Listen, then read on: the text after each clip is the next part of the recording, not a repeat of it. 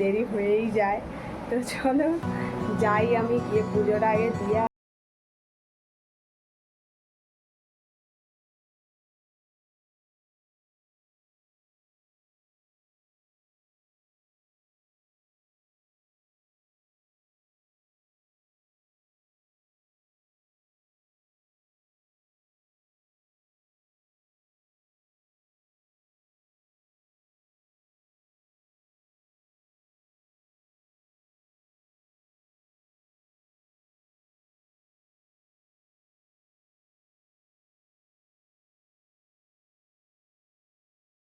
শেষ হয়ে গেল, বাড়ি যাচ্ছি, এবার বাড়ি গিয়ে কথা হবে। তো চলে আসলাম মন্দির দিয়ে, এসে একটু বসে আছি, 2 মিনিট বসে ভাত বসাবো যাচ্ছি। এখনো রান্না হয়নি, বললামই তো রান্না করতে হবে। তো রান্না বান্না করবো, কি রান্না করি দেখাবো। আর এই যে আমার ঢঙ্গি মাসি চলে এসেছে, এসে তারপরে আবার আমি পুজো দিচ্ছি, ওইটুকানিতেও ও যাবে, তো গেছিল। তো ওটাই হচ্ছে আমাদের মন্দির। সেদিনকে ওই মন্দিরেই লাইট ছিল না বলে আমরা অন্য মন্দিরে পুজো দিতে গেছি, জানো তো, কি আর বলবো মানুষদেরকে। তো এখন গিয়ে পুজো দিয়ে আসলাম।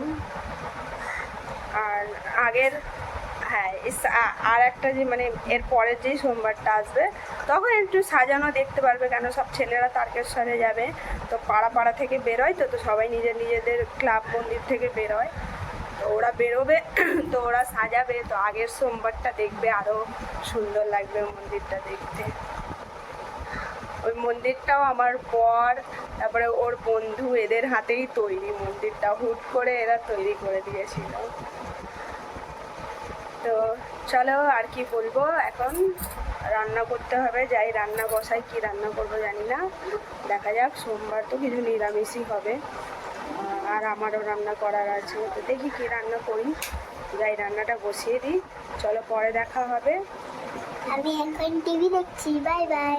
এখন টিভি দেখি, চলো একটু পরে দেখা হবে। তো রান্না বসিয়ে দিয়েছিলাম, তখন বললাম যাচ্ছি রান্না বসাতে, তো ওখানে ভাত হয়ে গেছে, এই কড়াই করেই করেছি, আর কি করব।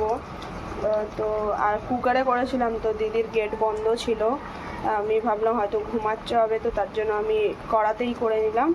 তো ভাত করে নামিয়ে তারপরে এই যে দেখো ডাল আর আলু সিদ্ধ বসিয়েছি, তো হয়ে গেছে, এটা সিদ্ধ হয়ে গেছে।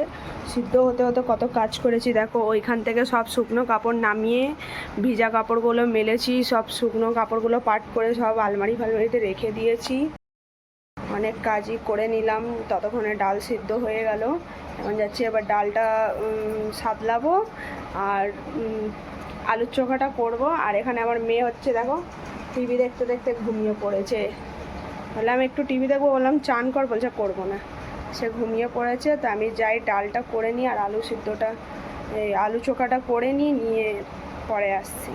তো সকালের পুজো তো দেখিয়েছিলাম একটু দূর থেকেই, আর এখন সন্ধেবেলার দেখে নাও পুজো। তো এই যে পুজো সন্ধে দিয়ে দিয়েছি।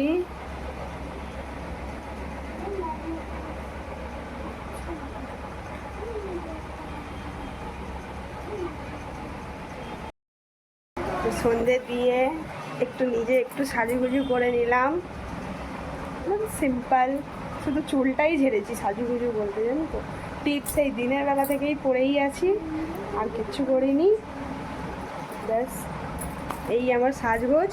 তো এখন যাব হচ্ছে দোকানে, একটু চাটা খেতে হবে, সন্ধে হয়ে গেছে, তো যাই নিয়ে আসি, নিয়ে এসে চাটা করি, আর চা খেয়ে আবার মেয়েকে পড়তে বসাতে হবে।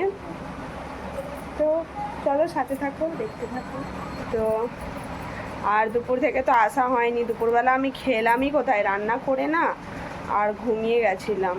তো আমার বর এসেছে, তো ওকে খেতে দিলাম। আজকে না রান্না প্রচুর বিচ্ছিরি হয়ে গেছিলো, মানে এমনি চামচ দিয়ে ঢাললে তো আমার নুনের আন্দাজ থাকে, আজকে প্যাকেটের মধ্যে ছিল, ওটা ঢালছিলাম, ব্যাস বেশি পড়ে গেছে একদম, ডাল পুরো নুনে পোড়া, চোখা, তো তাও ভাত থেকে খাওয়া যাচ্ছে, ডাল তো একেবারেই খাওয়া যাচ্ছিল না।